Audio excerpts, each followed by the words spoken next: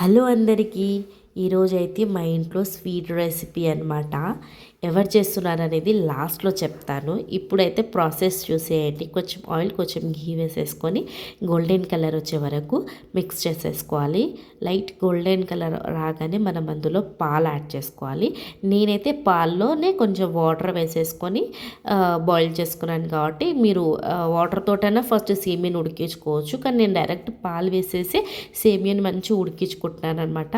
అలా అంతా వేసేసి ఉడికించుకోవచ్చు. ఇందులో డ్రై ఫ్రూట్స్ కూడా వేసుకోవచ్చు. అది మీ ఇష్టం. మా ఇంట్లో లేదు కాబట్టి నేను ఏం వేయలేదు.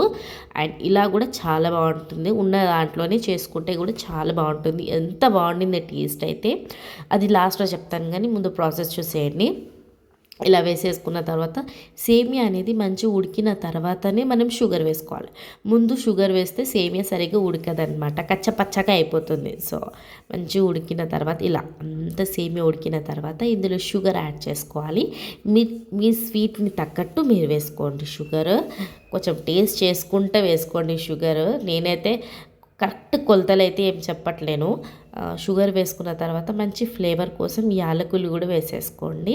నేను మంచి ఫ్లేవర్ అలా చూస్తేనే టెంప్టింగ్గా అనిపిస్తుంది అనమాట. మంచిగా అది ఉడికి మనకి ఏంటంటే కొంచెం ఎల్లోయిష్ కలర్లో రావాలి. పాలు మొత్తం ఎంత ఉడికితే అంత టేస్ట్ వస్తుంది. ఉడికించిన తర్వాత చూసేయండి. నేను సేమియా ఎవరు ప్రిపేర్ చేస్తున్నారని చెప్పాను కదా, మా హస్బెండ్ ప్రిపేర్ చేస్తున్నాడు అనమాట.